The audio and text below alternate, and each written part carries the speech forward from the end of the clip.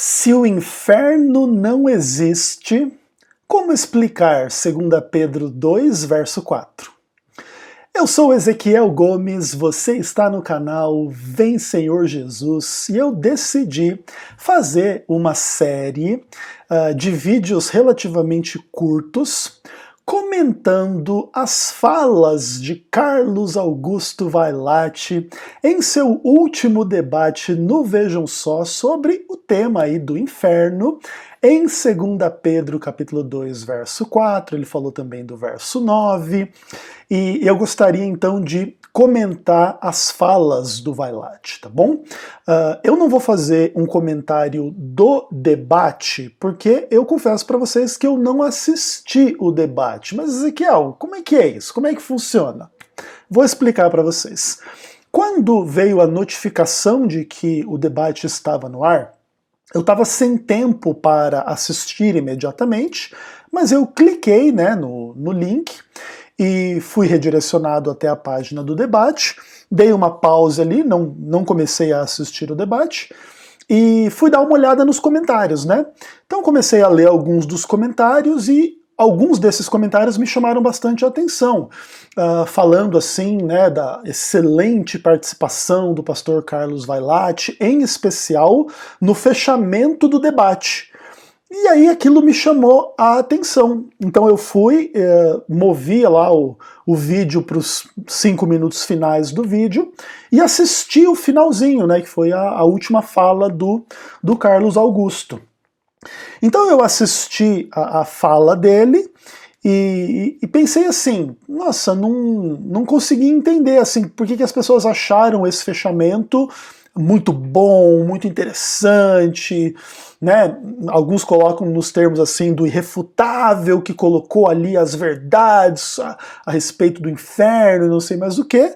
E aí eu fechei o vídeo e fui fazer a minha vida, trabalhar, fazer as minhas coisas e tudo mais. Quando chegou o final de semana, eu pensei assim, cara, vou dar uma olhada em todas as participações do Vailate, né? E no debate inteiro, para ver se eu entendo um pouco melhor o que ele pensa e por que as pessoas estão gostando aí da participação dele em relação a esse tema. E aí eu peguei e vi todas as participações dele, inclusive anotando, tá? Para mostrar para vocês aqui, ó.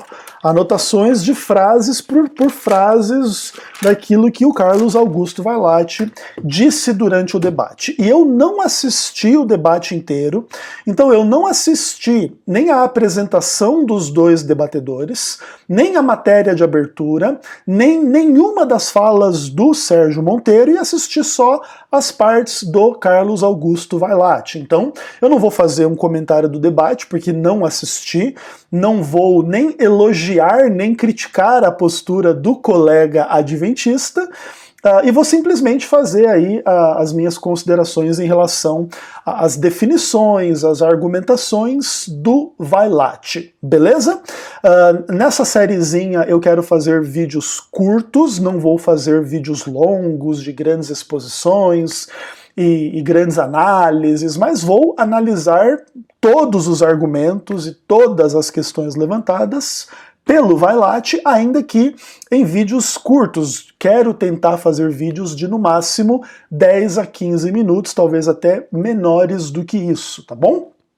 Simplesmente aí para o benefício daqueles que quiserem pesar os argumentos, que acho que é uma coisa muito válida, muito interessante, muito importante.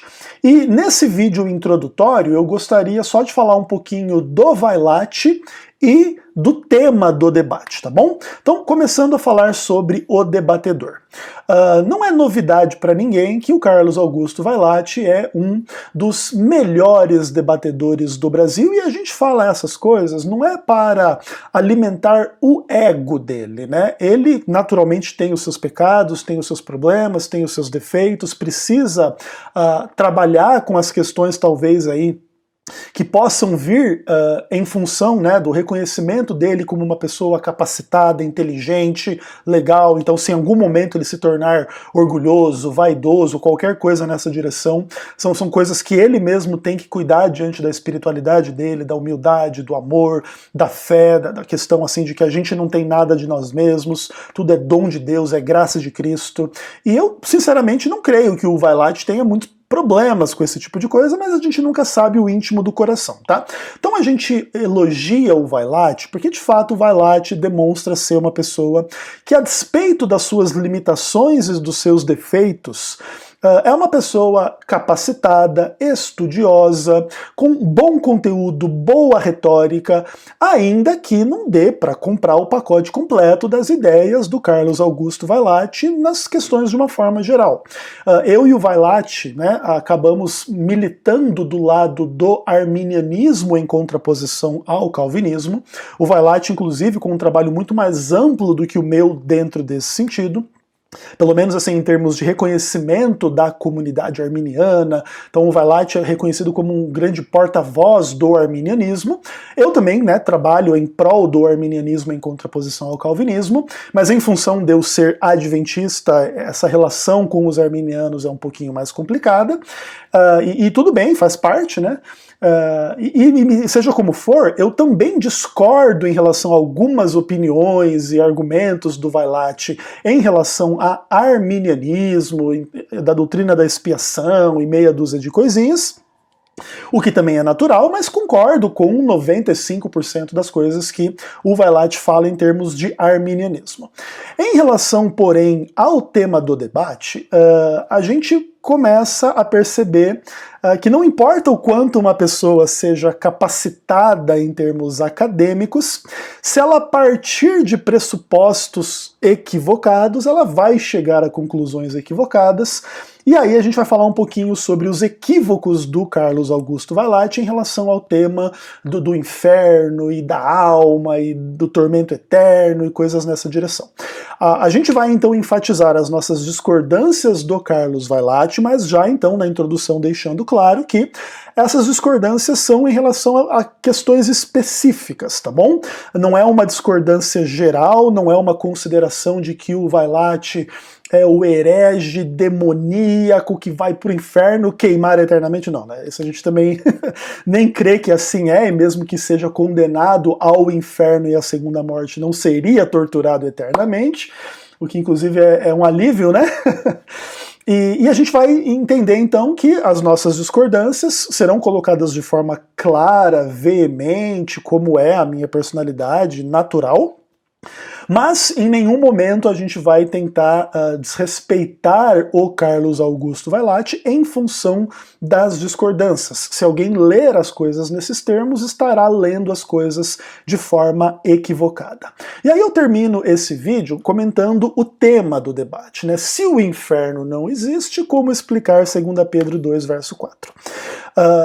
A gente entende que o programa, vejam só, como é natural, e qualquer pessoa que fizesse um debate com o mesmo tema teria a mesma dificuldade, precisa lutar para exprimir um debate, um tema de debate teológico,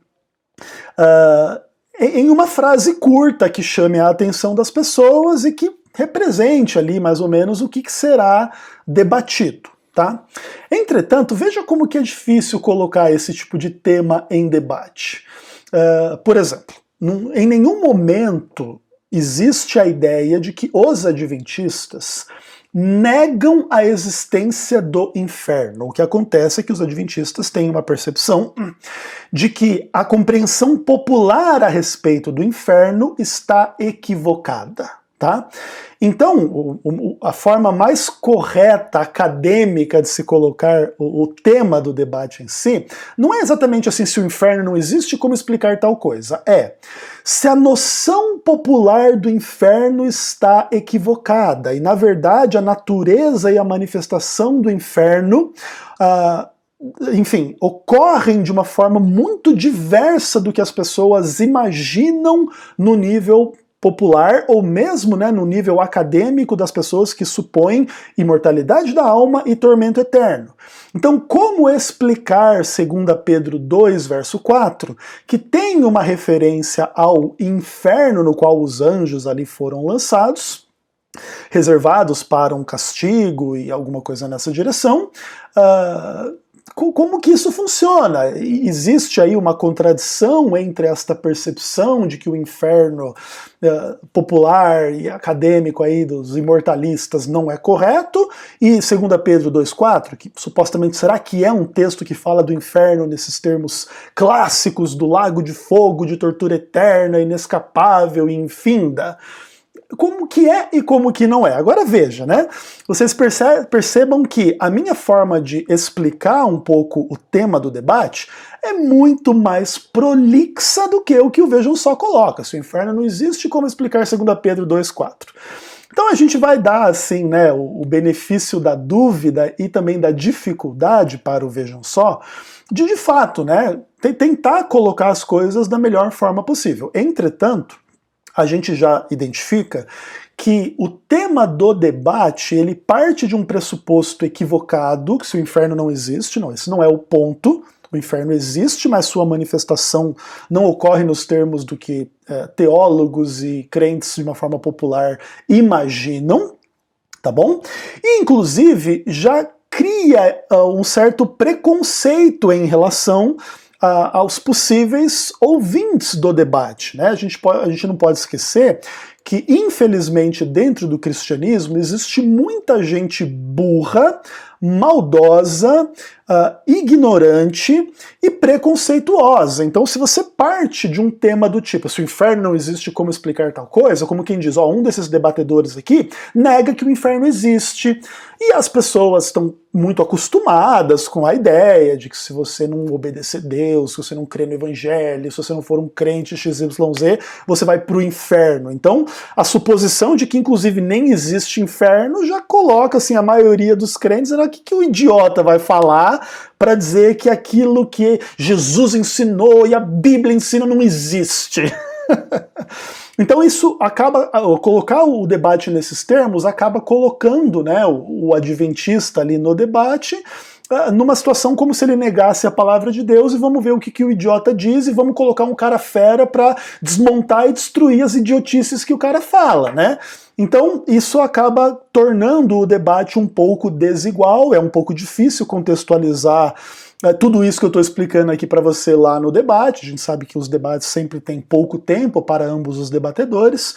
Em geral, inclusive, é 1 hora de debate, é mais ou menos assim, 20 minutos para um debatedor, 20 minutos para o outro e 20 minutos para as questões da produção e mostrar a foto das pessoas enfim, a reportagem de início e as intervenções do mediador e tudo mais.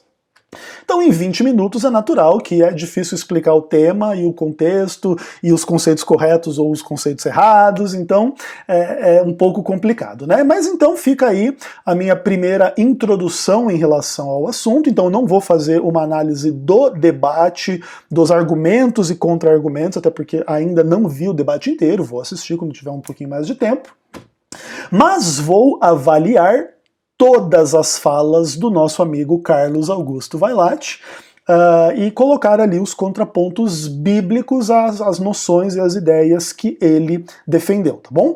E inclusive a primeira dessas contraposições será no próximo vídeo, falando sobre a definição do Vailate a respeito do inferno. Até o próximo vídeo.